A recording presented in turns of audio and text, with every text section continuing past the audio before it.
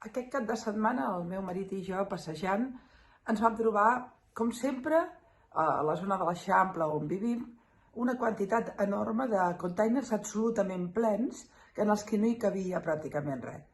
Però el problema no era, diguem-ne, que les bosses de plàstic o de qualsevol cosa sortien, sobreeixien dels containers. És que el terra estava brut com si fos un podrimener i en el carrer Rosselló, entre Enric Granados i Aribau, ens vam trobar de tot, des d'unes fustes immenses tirades pel terra, tota mena de papers, males olors, els 3 containers sobreixint per tot arreu i fins i tot una nevera. Era tal, diguem-ne, la barbaritat que vaig fer-ne un petit vídeo per l'Instagram, pel meu Instagram i també pel Twitter, i ho vaig explicar.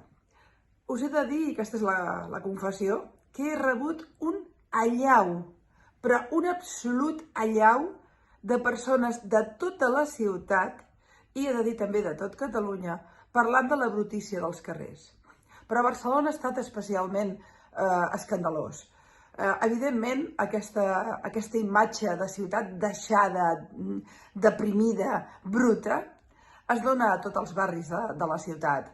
Es dona des de Ciutat Vella fins a Sants, des de Nou Barris fins a Sarrià, i no cal dir a l'Eixample, i etcètera, etcètera. No se n'escapi a Gràcia, no se n'escapa ni un.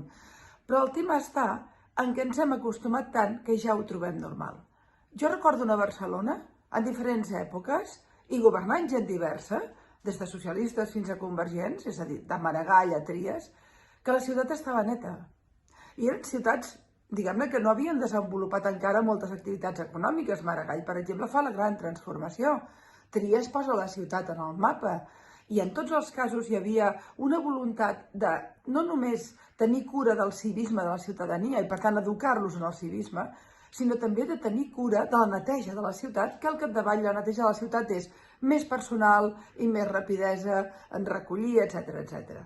Per exemple, aquesta nevera que hi havia tirada al carrer Rosselló i a les fustes, em va escriure una persona que forma part del servei que recull fustes i aquesta mena d'andròmines, que diu que els hi falta tant de personal que a vegades han de trigar 3 i 4 dies des que reben l'avís fins que ho recullen.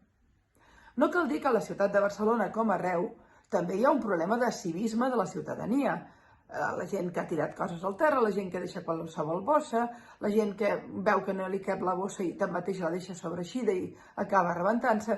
Tot això és cert, però no ens equivoquem. La responsabilitat d'una imatge neta de la ciutat és de l'Ajuntament de Barcelona, com ha estat sempre. I les coses estan molt clares. Hi ha moltes ciutats que hi vas i estan molt polides i netes i d'altres que estan molt deixades. Barcelona era una ciutat neta.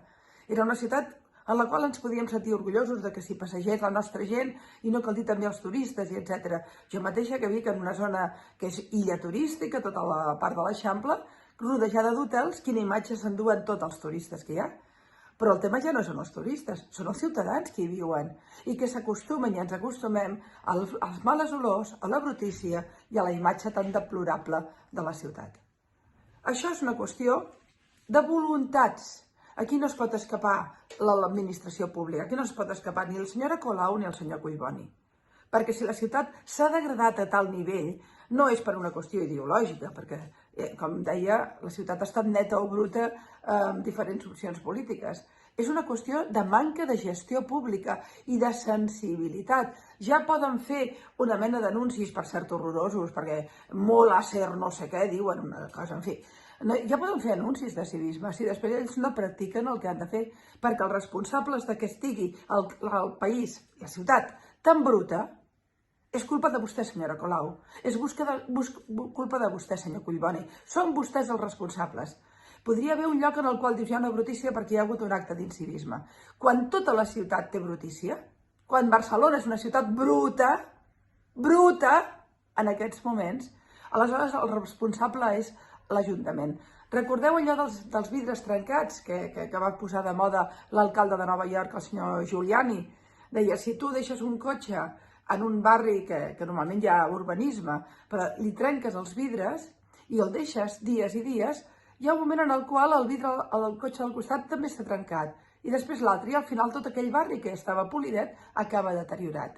Perquè l'incivisme és mimètic. I la responsabilitat de que això s'aturi és de l'Ajuntament. I hem parlat moltes vegades en aquest mateix canal de la quantitat d'activitats econòmiques que ens perdem per culpa de la desídia o fins i tot les neures ideològiques d'aquesta administració.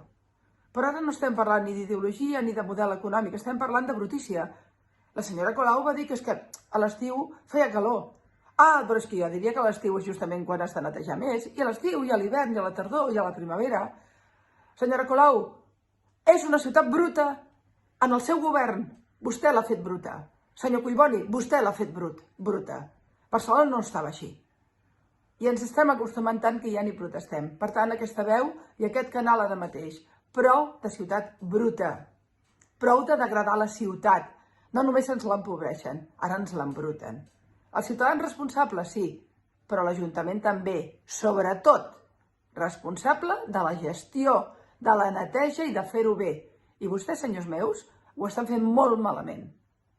La culpa de la Barcelona bruta és d'aquesta administració, sense cap mena de dubte, perquè hi ha hagut èpoques en les quals Barcelona ha estat neta.